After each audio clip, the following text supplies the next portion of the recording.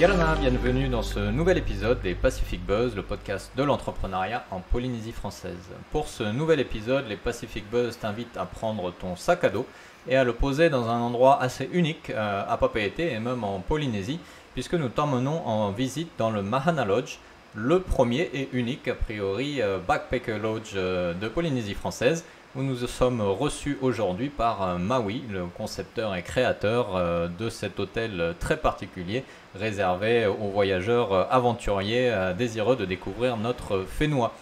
Maui, Yalana, merci beaucoup de nous accueillir dans tes locaux. Alors, est-ce que tu peux un petit peu nous décrire justement ce Mahana Lodge dans lequel tu nous accueilles aujourd'hui? Oui, alors Mahana Lodge, on est auberge jeunesse, la première, voilà, la seule aux normes internationales, on va dire un peu pour l'instant, qui existe en Polynésie. On est situé en plein centre-ville de Papeete, à 2 pas du marché, de la place VT où il y a les roulottes, du ferry pour Moorea. Et on est, alors du coup, nous, on s'organise sur 3 étages. Voilà, la réception, on a la réception, on a une petite boutique avec des souvenirs, du snacking et tout. Et les hébergements sont à l'étage. Bon, là, on a des dortoirs et des chambres privées en fonction de la demande. D'accord, pour une capacité de combien alors Total de 46 personnes. 46 personnes. Réparties en chambre ou dortoir. D'accord. Et le lodge ou la pension, je ne sais pas comment tu veux l'appeler Auberge de jeunesse, l'auberge de jeunesse. Hostel, ouais, ok. Existe depuis combien de temps maintenant? On est ouvert depuis janvier 2017. D'accord. Donc okay. on est à notre 4e exercice là, c'est encore récent, on va dire. Ouais, et comment s'est passé le développement de ces 4 années Développement au tout début très rapide parce qu'on a commencé sur un étage et au bout de 4 mois on a récupéré un 2e étage et début 2019 on est sur les 3 étages. Donc on a commencé très vite, on a été un peu victime de notre succès au tout début. Puis là on se stabilise et on essaie de pérenniser, on va dire.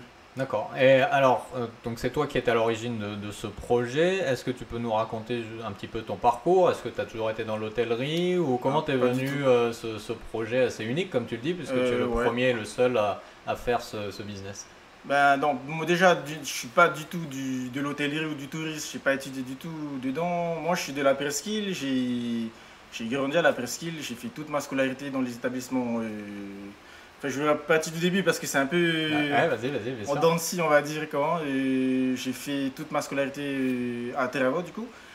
J'obtiens mon bac en 2006. Je pars en métropole étudier l'électronique, un DUT en électronique.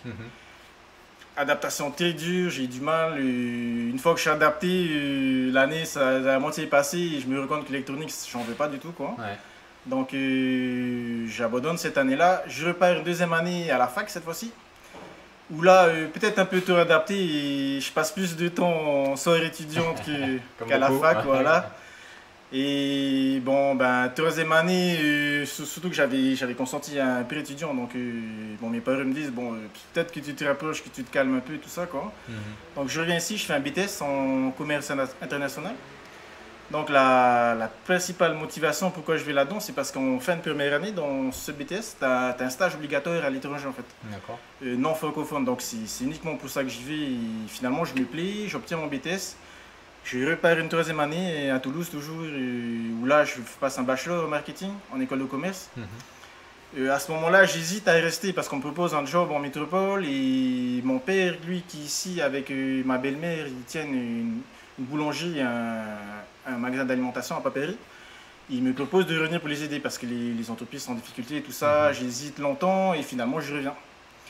Et je bosse avec eux pendant 4 ans, donc c'est ma première vraie expérience professionnelle où ils me donnent vite beaucoup de responsabilités, où je me fais un peu au rudiment du marché polynésien surtout, parce que eux à l'époque c'était vraiment, il ne faut même pas leur parler de process, tu vois, donc c'est vraiment encore à l'ancienne. Voilà.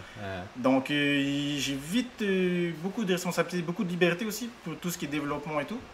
Et ça me plaît finalement, et les responsabilités de devoir entreprendre un peu. Je veux dire, à l'époque c'était encore aux caisses manuelles, tu vois.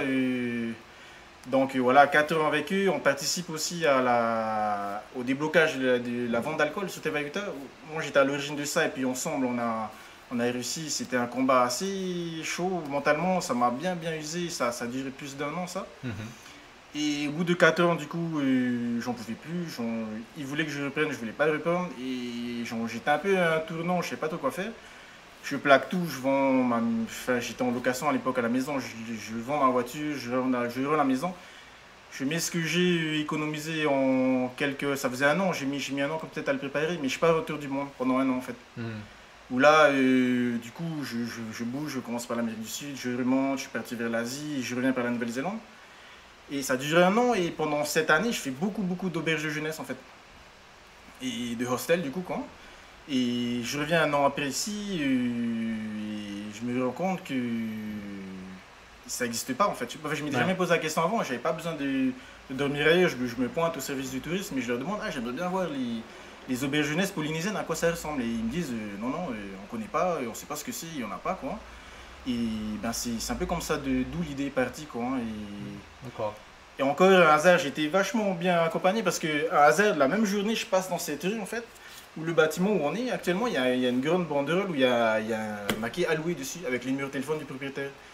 Et du coup, mon cousin qui est en vacances en Polynésie à ce moment-là, je lui dis, ben, go, quoi, on appelle et 2 jours plus tard, il me donne rendez-vous, on visite et puis c'est comme ça d'où c'est C'est parti, quoi, parti, hein. Ouais. vraiment. Donc c'est vraiment ton expérience enfin, ton expérience personnelle, pardon, d'avoir Ouais, vécu ces auberges de jeunesse à ouais, vraiment, l'étranger vraiment. où tu t'es dit c'est un concept intéressant. Ouais. Après, il y a aussi le tourisme, j'ai découvert le tourisme en fait un peu par hasard aussi en République dominicaine, à Punta Cana, j'ai fait une saison au Club Med de Punta Cana. D'accord. Où là c'était de l'accueil, on était dans une école de kitesurf et j'ai découvert un peu ça et c'était un peu une révélation on va dire quoi. Et en revenant en Polynésie, j'étais sûr certain de vouloir travailler dans le tourisme en fait. Mhm. Peu D'accord. importe quoi, mais c'était le tourisme qui m'attirait quoi. J'ai découvert ça là-bas Ok. quoi. Donc vraiment le cheminement au fur et à mesure des expériences qui t'a C'est amené ça. presque logiquement à ce que tu fais Ouais voilà, c'est aujourd'hui. c'est venu un peu tout seul j'ai envie de dire quoi. D'accord. Après l'expérience, c'est clair que l'expérience que j'ai eue avec mes parents pendant 4 ans, ça m'a Mhm. beaucoup forgé. Sur tout ce qui est administratif, même ici, dès que tu essaies de faire bouger les trucs, tu es vite mêlé à la politique et des trucs comme ça, mais, Ouais. mais ça m'a beaucoup aidé, l'expérience que j'ai avec eux, puis mon voyage m'a beaucoup. Mhm. Une m'a- expérience de terrain. c'est ça, Ouais. c'est ça. Et alors, on est dans un pays où on parle beaucoup du tourisme de luxe, où on a des hôtels fantastiques. On parlait encore récemment du Brando, qui est un des hôtels les plus Mm. chers du monde. On cherche à attirer les VIP, les jet set, enfin, etc. Est-ce que ça a été facile de se dire, dans un marché qui vise principalement le luxe, moi je vais aller voir celui qui a 3 sous en poche et qui arrive avec son sac à dos après avoir fait un très long voyage en avion qui n'est pas forcément Ouais, déjà très exact. accessible. Quelle a été la logique derrière qui t'a fait dire il y a quelque chose à faire avec ça? Ben, déjà pendant mon voyage, j'ai rencontré beaucoup de personnes que quand je disais que je venais de Polynésie, c'était complètement. Ils étaient là, waouh, nos rêves d'aller là-bas et tout. Donc, Hmm. et c'était des backpackers, des vrais backpackers. Donc, et voilà, déjà je savais qu'il y avait la demande, elle y était. Ouais. Peut-être pas au niveau local, après il fallait communiquer beaucoup, Mhm. mais je savais que ça allait attirer des gens, quoi, hein. On pourrait permettre à ces personnes-là de s'offrir peut-être la Polynésie. Le billet d'avion, certes, il coûte cher et tout, mais en leur offrant un hébergement adapté, peut-être qu'ils viendraient, ils oseraient peut-être franchir le cap et venir, quoi. Hmm. D'accord. Donc, ouais, ça a été difficile au début parce que on n'a pas été très bien accueillis aussi par les personnes qui existaient, qui étaient là en place. Et quand on a commencé à annoncer nos tarifs et tout, Hmm. il y en a certains qui étaient pas très chauds quoi, quand nous vint. Mais j'ai vite été au devant et je me suis présenté et j'ai dit non, qu'on était tous complémentaires, quoi, qu'il y avait, on leur volait pas de clients du tout. Ceux Ouais. qui vont dans les resorts, ils viendront jamais à Marna Lodge, quoi. Hmm. Donc tu as fait un travail de pédagogie vraiment pour expliquer à tes concurrents, entre guillemets, qui ne soient pas vraiment des Ouais. concurrents, que voilà, vous pouviez justement bénéficier chacun de l'autre en fait. Exact, exact. Ça s'est fait naturellement encore une fois parce que quand on a ouvert, c'était un peu innovant. Donc il y a eu des articles qui sont passés, il y a eu des réactions qui ont été Mhm. faites. Moi j'ai reçu des messages par Facebook ou par email même me posant des questions de personnes peut-être un peu même déjà placées dans le tourisme depuis plusieurs années, quoi. Et j'ai demandé à les rencontrer directement et qu'on en parle, quoi, qu'on en discute. Et finalement ça s'est très bien fait, quoi. Et ils nous ont bien accueillis. Et jusqu'à présent, on travaille, on bosse tous très bien ensemble, quoi. D'accord. Et est-ce que ça a été facile de capter ta clientèle, justement, qui est, comme tu le dis, principalement internationale, qui peut initialement se dire maintenant Tahiti c'est trop cher pour moi. Au début, c'était pas évident, quoi. Parce que surtout que comme j'ai dit, je venais pas du tout du milieu, j'ai pas étudié le tourisme, donc c'est venu tout seul. Au début, moi, ce que je faisais, c'est qu'on a monté ça avec mon cousin, on était deux, quoi. Hein. Il est venu m'aider et ça l'a plu, finalement, il est resté. On a imprimé des flyers, moi je captais, dès que je voyais des backpackers passer, j'allais, je leur donnais, vous cherchez quelque chose, ou vous allez où, tout ça. Et les mois, on commence à se renseigner, en s'approchant des professionnels qui, eux, ils étaient dans le métier depuis longtemps. En fait, on s'est rendu compte que tout se passait sur le net, quoi. Enfin, notamment pour notre clientèle à nous, pour notre cible à nous, tout se passait sur le net. Et quand on a commencé à se mettre sur des plateformes, des agences en ligne, et là, ça a décollé, quoi. Hein, mais ça, je l'ai su après avoir ouvert, quoi. Hein. Ouais, en le faisant petit à petit sur le terrain. C'est ça. Donc, Et alors, la question un peu évidente en ce moment, on est au mois d'août quand on enregistre cet épisode. Ça fait plus d'1 an maintenant qu'on est dans une pandémie qui a impacté profondément le tourisme. Comment ça se passe pour toi? Ça a été très compliqué pendant le premier confinement où ouais, on a confiné, on a réouvert, mais il n'y avait personne. Donc, nous, avant la période Covid, on va dire, on était à 90% international. Notre clientèle, 90% elle venait de l'international. 10% de locaux qui venaient principalement des îles pour des raisons médicales ou administratives. D'accord. Et on a dû se réadapter en fait. Hein. On a beaucoup communiqué au niveau local sur Facebook, notamment avant, je communiquais très peu sur Facebook. On n'en voyait pas l'intérêt. On était plein avec Booking et compagnie, ça suffisait, quoi.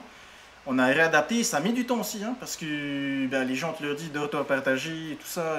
Ici, on n'a pas l'habitude, quoi. Hein, c'est pas des choses qu'on fait spontanément. Donc, les premiers sont venus, on a bien bossé ensemble et tout. Ils sont repartis, ils nous ont ramené d'autres clients. C'était après, c'est du bouche à oreille. Aujourd'hui, on a une base locale qui reste. Les internationaux sont revenus, même si c'est pas, on est très loin des niveaux qu'on a connus. Bien sûr, ouais. Mais on tient le coup, quoi. Et la boutique qu'on a actuellement, ça fait 1 mois et demi qu'on l'a, quoi. Parce qu'on a beaucoup entendu, ouais, il faut se réinventer pendant la crise. Se réinventer, c'est pas si simple que ça. Ouais, non, c'est un défi aussi. Hein. Ouais, voilà, moi j'ai mis 1 an à trouver, mais se réinventer, ok, mais on fait quoi? Donc ça fait 1 mois qu'on a la boutique, hein, ça fait pas très longtemps, quoi. Ça a été Une boutique qui fait. Qui vend quoi exactement? Du coup, on est curieux. Du coup, on a tout ce qui est monnaie, on a des cafés locaux, on a des petits bijoux, vraiment en mode tourisme. Mais on a aussi du snacking, hein, des plats emportés, on fait des limonades, bien sûr, des boissons, des trucs qui touchent les locaux. Vu notre emplacement, pas loin du marché, vous avez quand même des gens qui passent devant. On a du passage, hein, dès 5 h du matin, les premiers bateaux arrivent, il y a du monde qui passe devant. Donc, on essaie de capter cette clientèle-là aussi. Et ça n'a pas été évident, on n'est pas sorti encore de la crise, mais il y a eu des moments très compliqués aussi, personnellement, d'un point de vue personnel, quoi, hein, pour moi. Mais bon, aujourd'hui, ça m'a beaucoup appris, quoi, hein, d'un point de vue chef d'entreprise, je dirais, quoi, professionnel. Ça m'a servi. Hein. C'est la première crise que je vis en tant que chef d'entreprise, mais... Ouais, sûrement pas la dernière. Ouais, voilà. Et je pense que je suis un peu mieux préparé pour la prochaine, on va dire. Ok, justement, on va faire le point sur cet aspect-là de ton parcours d'entrepreneur, juste après une petite pause.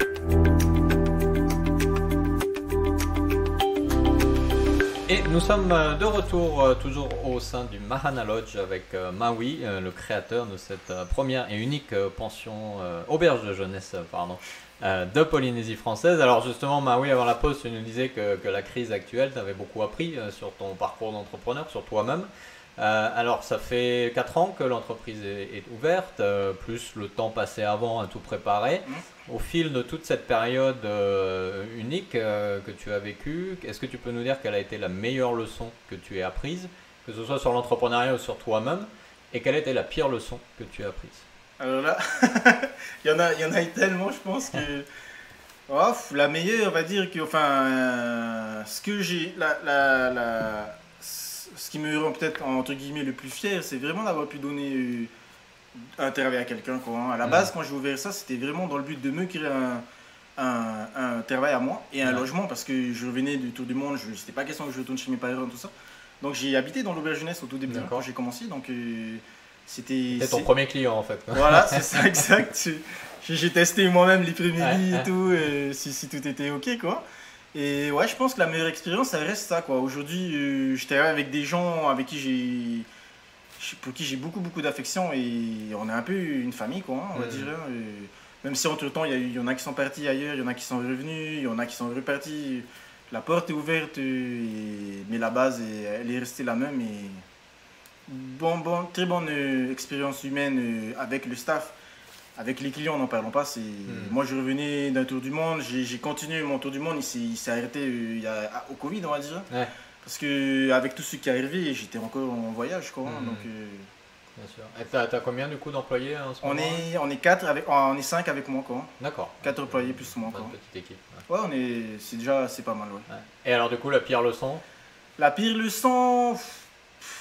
Bon, après le tourisme, c'était, tu vois, moi j'étais client pendant mon tour du monde, j'étais client et tout, je voyais pas le côté négatif en fait de l'autre côté, ce qui se passe de l'autre côté. Donc enfin, ça reste une très petite minorité. On a déjà reçu des clients bizarres, on va dire. On a déjà eu des mauvaises expériences, hein, vraiment, avec des clients. Alors, est-ce que tu peux nous en partager quelques-unes sans Ouais, dévoiler quoi que ce soit, je pense une des plus, c'est peut-être pas la pire, mais c'est la plus un peu insolite. On a à Saint-Jacques, parce qu'on dit d'auberge jeunesse, mais la moyenne d'âge en fait chez nous elle est assez élevée. D'accord. Ouais, je pense qu'on doit tourner autour des 40 ans, je pense, de moyenne d'âge quand même. Hein.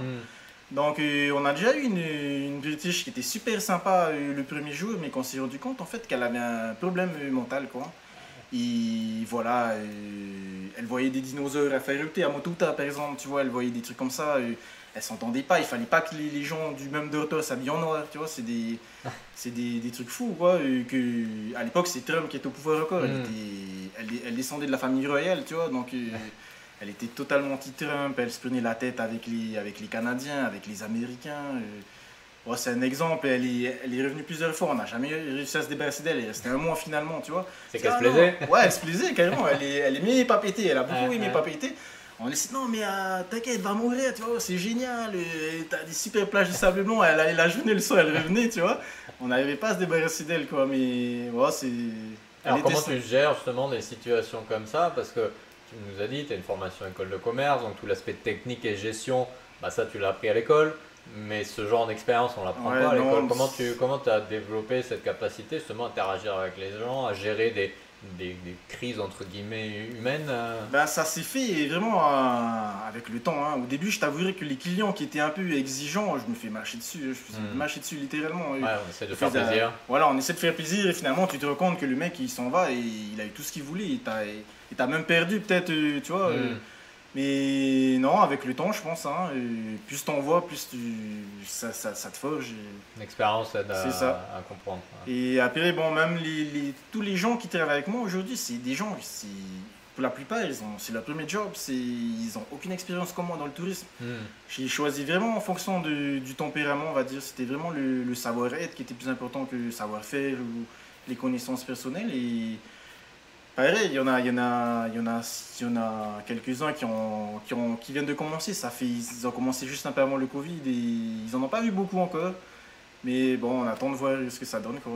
Mais ouais, c'est l'expérience vraiment qui fait que le temps qui fait qu'on a appris. Quoi. Et puis après, bon, en posant des questions, bien sûr. Hein, au début, j'allais beaucoup voir Traité Tourisme, mais c'est pas leur boulot à la base. Moi, je connaissais personne d'autre à Paris. Ils portent le nom tourisme. Je dis, bon, ils ont les réponses à mes questions, quoi, mais non, ils sont pas là pour aider de ce côté-là, quoi, mais on s'est formé aussi. Moi, personnellement, j'ai fait quelques formations. Dès que je peux, mon staff, je l'ai fait aller je l'ai fait partir en formation aussi. C'est quelque chose qui est important pour toi, ça. Ouais, carrément. J'ai pas, en tant qu'entrepreneur, j'ai pas l'occasion d'être aidé pour ça, pour me former. Je dois le faire de moi-même. Mais eux, s'il y a des aides qui existent, j'essaie de leur faire profiter au maximum. Hein. Ouais, c'est important effectivement pour les aider à grandir. C'est ça, pour que ça aille plus vite, qu'ils soient un peu moins perdus face à des situations comme ça que je l'ai été.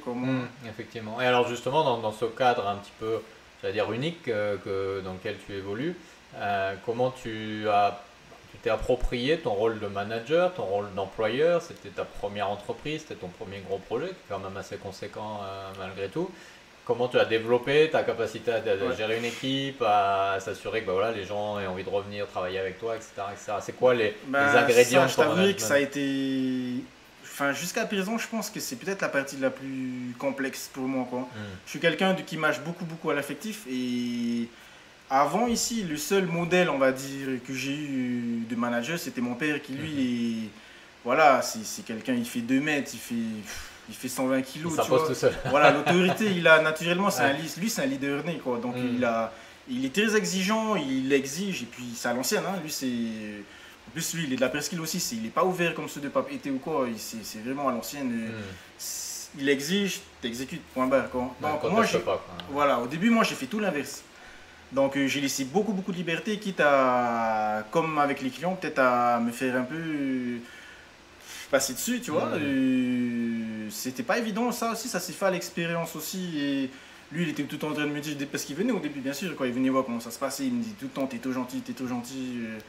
Et ouais, aujourd'hui, je pense avoir trouvé mon équilibre, mais ça s'est pas fait du jour au lendemain, quoi. Et Ouais. jusqu'à présent, c'est un truc que j'ai beaucoup de mal, quoi. Au début, je communiquais beaucoup trop, quoi. C'était un truc que je faisais.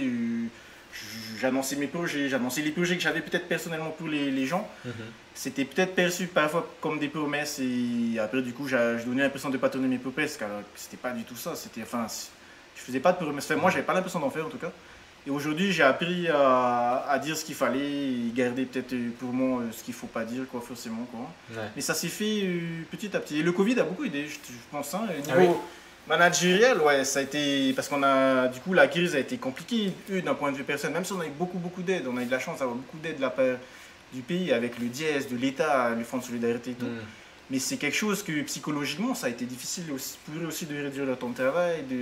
Et ça, c'est un truc que moi, je vivais en live comme eux, quoi. Ouais, bien sûr. On n'a pas été préparé à ça du tout, quoi. Ouais. Alors comment justement dans un secteur comme le tourisme qui a été très impacté par la crise, comment en tant que chef d'entreprise on gère l'incertitude et le doute, parce que j'imagine que tes employés viennent te voir en disant bah, donne-nous des réponses que tu C'est n'as ça. pas.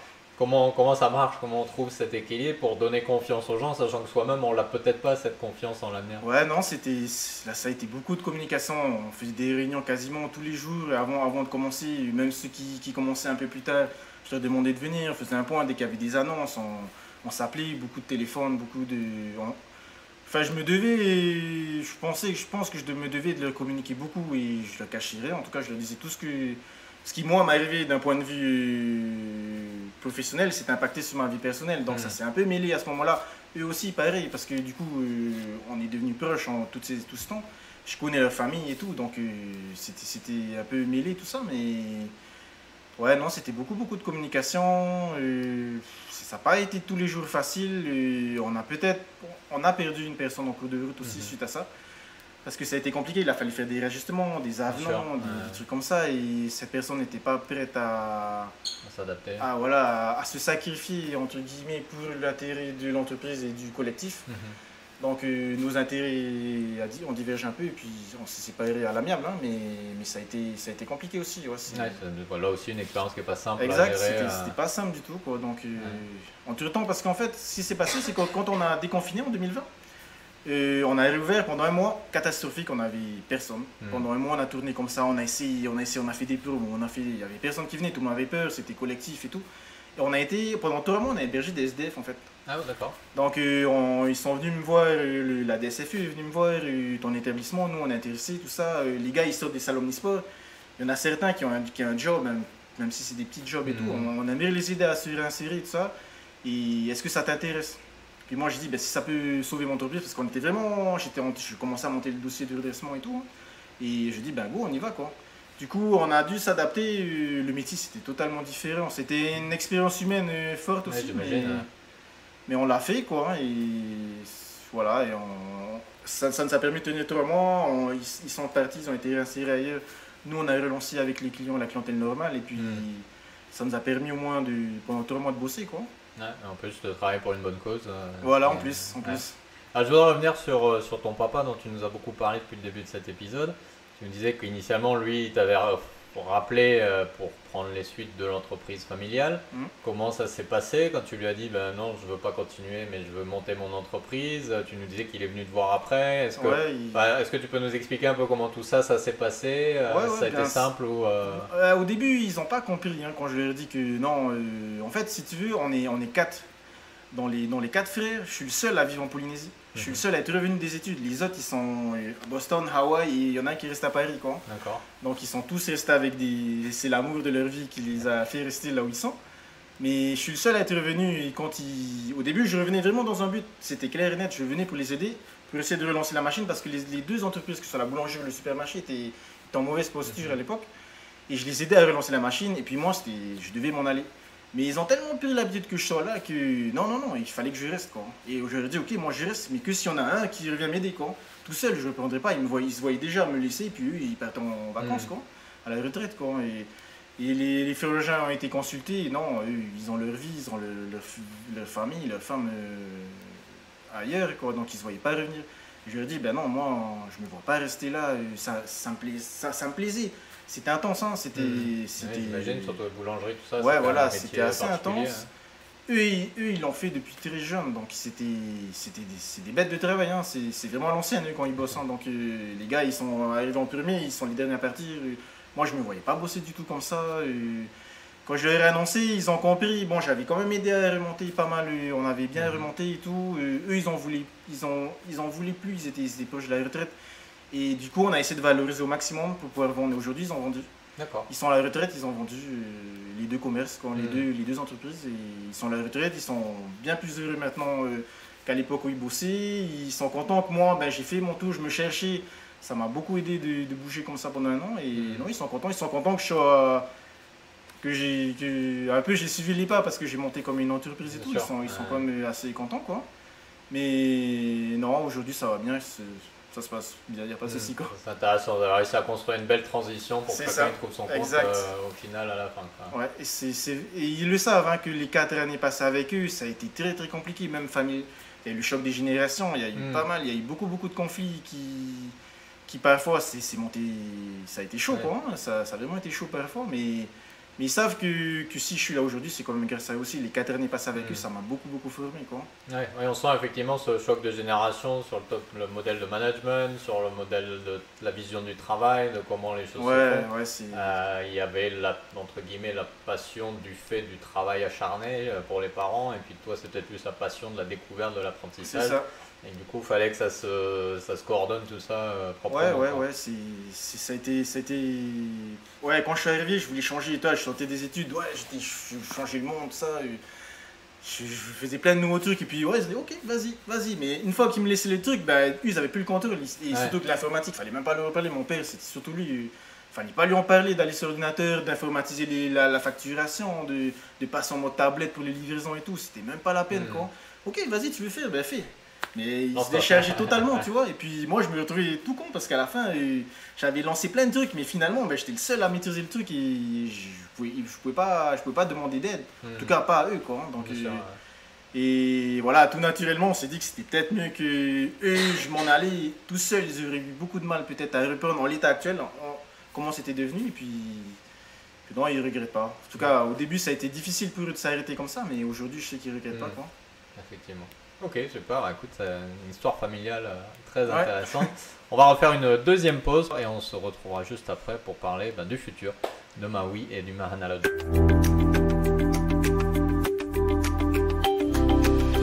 Et nous sommes de retour pour cette dernière partie de cet épisode des Pacific Buzz en compagnie de Maui dans les locaux du... Pardon, vas-y. C'est bon. Désolé. Vas-y, je te laisse prendre un peu. Non, je peux appuyer ça. Ok. Oh. Là, t'en profites, là. Et nous sommes de retour pour la troisième partie de cet épisode des Pacific Buzz dans les locaux du Mahana Lodge, toujours en compagnie de Maui. Alors Maui, je vais te poser 3 questions. Je te demanderai de me répondre rapidement en me disant optimiste, pessimiste, et on rentre dans le détail après pour chacune des questions. Donc ton avenir personnel, optimiste, pessimiste? Optimiste, ça sûr. L'avenir de l'entreprise? Pareil, optimiste, très optimiste, même si c'est un peu compliqué, mais optimiste. Ok. Et l'avenir du Fénois? Encore plus, je pense que... Moi, je suis naturellement optimiste, donc à mon avis... Ouais. Alors qu'est-ce qui te pousse justement à être optimiste sur ces trois niveaux? Ben déjà, si on parle du Fénois en général, je pense que... Enfin, on est quand même beaucoup... Avant Covid, peut-être c'est plus facile de parler avant Covid, mais on voyait comme 2019, ça a été la meilleure année niveau touristique. Mais le tourisme, on sait aussi qu'au Fénois, ça inclut tellement de métiers indirectement que je suis convaincu qu'une fois que la crise sera passée, comme moi j'ai pu apprendre, on aura tous appris, puis on se développera et puis on remettra ça à fond, quoi, hein, je pense. Hein. En tout cas, j'en suis sûr. Hein. Avec tout ce qui se passe, même pendant la crise, il y en a qui se sont lancés. Donc, c'est que, voilà, on y croit tous, quoi. Il faut que collectivement, on soit optimiste et je pense qu'on l'est, quoi. Tu penses qu'il y a les graines d'une vraie reprise une fois qu'on sera passé Ouais, je suis convaincu que ça va reprendre, quoi. Hein. Là, on est juste freiné, mais ça peut que reprendre.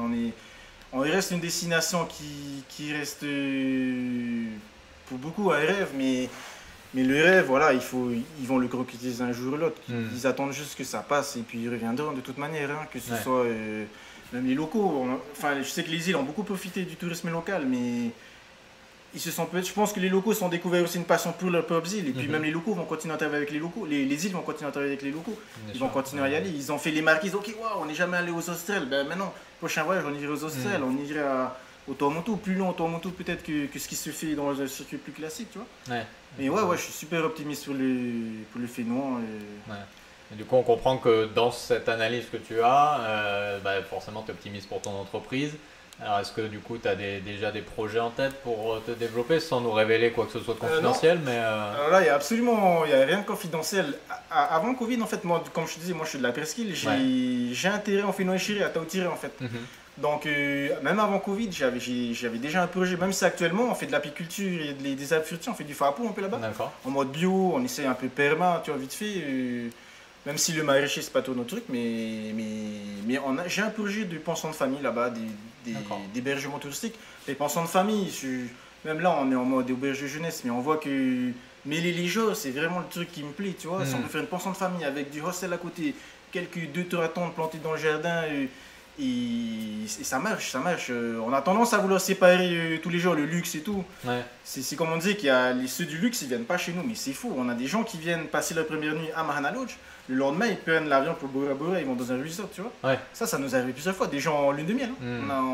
Qui cherchent juste la flexibilité ou la facilité de passer ici tranquillement. D'un pied à terre, ils atterrissent de nuit, ils partent le lendemain. Mais ouais, moi je me vois peut-être vraiment en dehors de Papeete, je me vois vivre là-bas, quoi. Fénois Échiré, d'un point de vue personnel, avec mes abeilles et quelques touristes à faire découvrir. On a des randos super sympas. On a un comité du tourisme qui s'est monté il n'y a pas longtemps sur Taotiré aussi. Donc ça bouge à la presqu'île aussi. Hein. Il y a Chopo qu'on connaît, qui bien sûr est mondialement connu. Et qui a priori pour les backpackers peut être intéressant, parce que j'imagine qu'il y a beaucoup de surfeurs qui cherchent des logements. Il y en a beaucoup qui y vont, il y a des hébergements qui se montent, même si ça reste beaucoup chez l'habitant, c'est des toutes petites structures. Mais je suis sûr qu'il y a des jeunes de là-bas, et ça m'est arrivé de répondre à beaucoup de questions de jeunes qui essaient de se lancer aussi. Hein. Mais Chopo, Taotiré a un gros potentiel, même si on est beaucoup moins connu que Chopo, mais Taotiré a un gros potentiel. Tout ce qui est légende et tout, c'est le berceau de pas mal de choses. Le VA, on dit souvent c'est le berceau du VA là-bas. On a des champions qui sortent de là-bas, on a les légendes polynésiennes, beaucoup partent de là-bas. Le catholicisme à Tahiti est arrivé là-bas. Donc Taotiré a beaucoup de monde qu'à se développer, quoi. Mais maintenant il faut avoir le temps, il faut y être. Mais il y a beaucoup de gens qui ont beaucoup d'énergie là-bas, qui sont prêts à le faire, quoi. Sans vouloir fâcher personne, moi j'ai une préférence aussi pour Taotiré. Ah ok, tu vois. Effectivement. Et est-ce que c'est possible d'envisager Mahana Lodge dans les îles, ou c'est quelque chose auquel tu as déjà pensé, toi? Ouais, plusieurs fois on y a pensé. Après, la façon dont moi je gère l'entreprise, on va dire, ça me demande beaucoup de temps d'être présent sur place. J'aurais beaucoup de mal, même si j'ai plus ou moins des process que j'ai mis en place et tout, mais j'aurais beaucoup de mal à trouver un gérant. Je dis tiens, voilà les process qui ont type de Mahana Lodge et essayer de suivre le maximum. J'aurais beaucoup de mal avec ça, et ça me demanderait tellement de temps de faire les allées-venues entre Tahiti, les îles, Bora Bora. On a été sollicité sur Bora Bora, sur Reatea aussi. Des gens même qui m'appellent, qui me disent ah moi j'ai un terrain, tout ça, mais je veux que tu viennes. Moi j'ai le terrain, toi tu montes le truc et puis on fait associer, quoi. Ça m'est arrivé. Hein. Mais c'est voilà, moi j'ai des critères, je suis assez exigeant sur certaines choses à Mahana Lodge. Et si je devais monter quelque chose là-bas, j'aimerais garder le contrôle sur ces critères en particulier. Et ce serait pas évident de jongler. Alors que là, du coup, la presqu'île, Papeete, ça devient beaucoup plus accessible, quoi. Ça évite de se disperser aussi trop rapidement, et qu'à un moment la qualité aussi soit impactée. Après, peut-être sur du moyen voire long terme, ce serait faisable, quoi. Hein, parce que là, d'ailleurs, l'équipe ici est au courant de mes envies de presqu'île et tout, de sortir un peu de la ville, quoi. Ils sont au courant de ça, et je les forme petit à petit à être beaucoup plus autonome et pour pouvoir lâcher un jeu complètement, enfin complètement, je sais pas si on peut lâcher complètement, mais lâcher beaucoup plus que je le fais actuellement et pour être moins plus présent à la skill quoi. Ouais. Ah, je fais une petite aparté justement sur ce que tu viens de dire sur le fait d'être exigeant. Sans que ce soit péjoratif, mais on pourrait penser auberge jeunesse, c'est pas cher, donc pas forcément de la qualité. Est-ce que c'est vrai? Est-ce qu'il y a quand même une qualité de service qui est importante dans un marché comme celui-là? Non, je pense que déjà à la base on a une image, la Polynésie est vue de loin comme le luxe et tout. Donc même nous en tant qu'auberge jeunesse, pensant de famille, on se doit quand même à un certain niveau de service quoi. Hein. Et moi, de par mon expérience en auberge jeunesse, j'ai fait les pires comme les meilleurs. J'en ai fait, franchement, t'as les souris qui te montent dessus, tu vois. Enfin après, quand t'es au fin fond de la Malaisie, c'est normal, tu vois. Ouais. Tu vas pas te plaindre, tu vois. T'es là où t'as choisi d'être, quoi. Mais non, j'ai quand même essayé de faire le meilleur de ce que j'ai vu et de reproduire ça ici, en adaptant bien sûr au contexte local, quoi. Bien sûr. Mais je pense que les auberges jeunesse, non, c'est pas. On a l'image d'auberge jeunesse un peu, c'est le foutoir, c'est le bordel, les gens ils font la fête tout le temps et tout.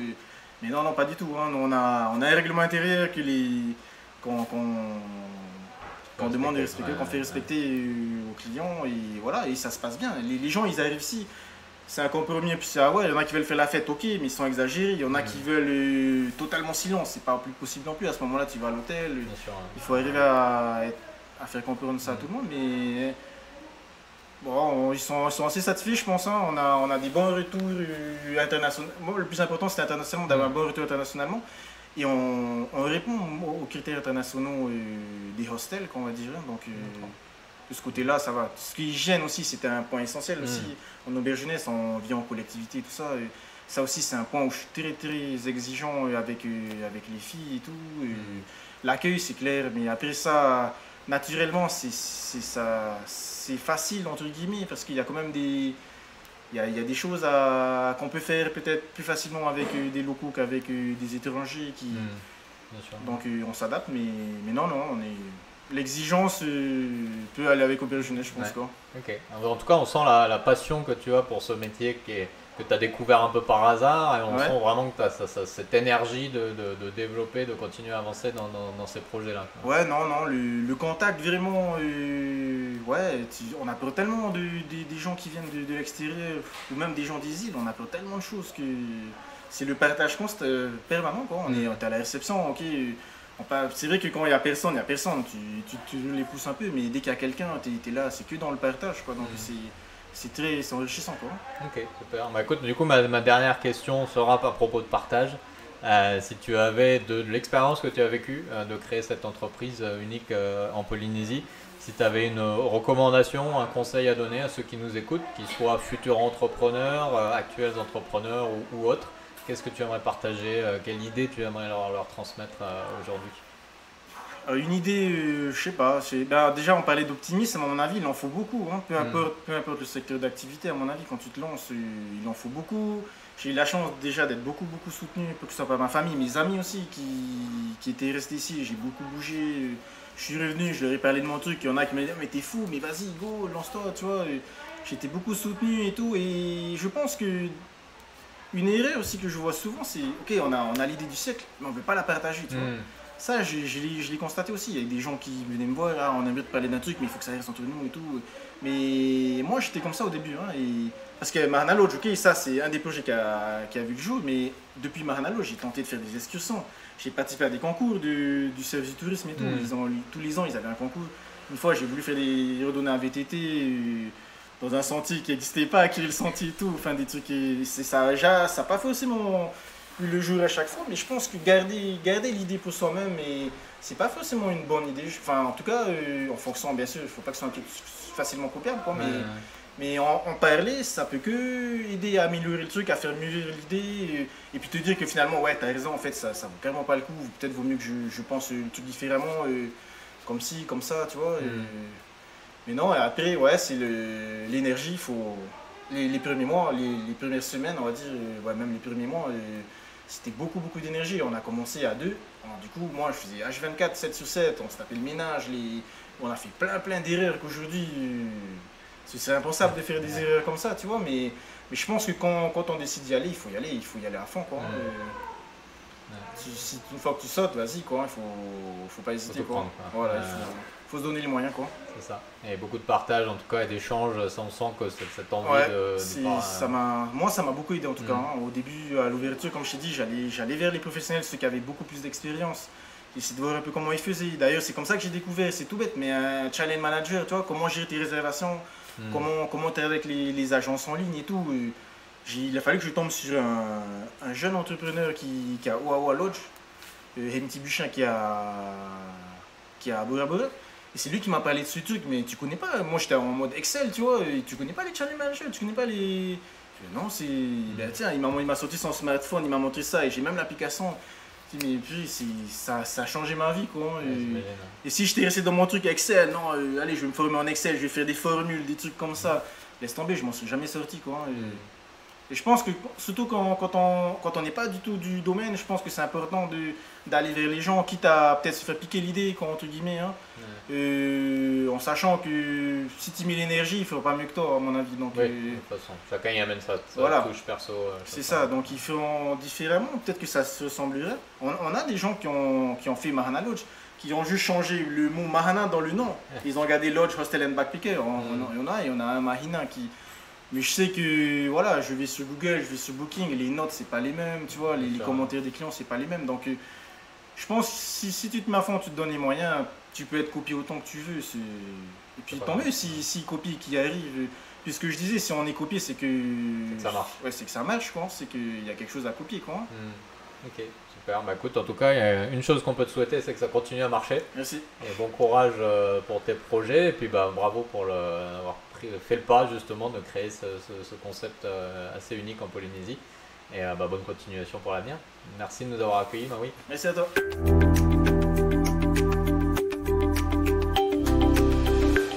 Voilà, c'était donc le nouvel épisode des Pacific Buzz enregistré au sein du Mahana Lodge créé par Maui. Une idée originale qui a trouvé son marché et qui a permis de générer une demande nouvelle dans un secteur parfois trop focalisé sur quelques segments très précis. Maui, avec son énergie et sa passion des échanges humains, a réussi à créer un lieu agréable, utile et qui a su trouver son équilibre pour traverser les périodes difficiles comme cette crise qui traîne à se résoudre. Si cet épisode t'a plu, n'hésite pas à le partager avec tes proches, tes collègues ou ta famille. N'hésite pas également à le partager sur les réseaux sociaux ou à le noter sur ta plateforme de podcast préférée. Ce sont tes retours et tes partages qui nous aident à continuer. Je te retrouverai donc très bientôt pour un nouvel épisode, un ou une nouvelle entrepreneur. D'ici là, prends bien soin de toi et à bientôt. Nana!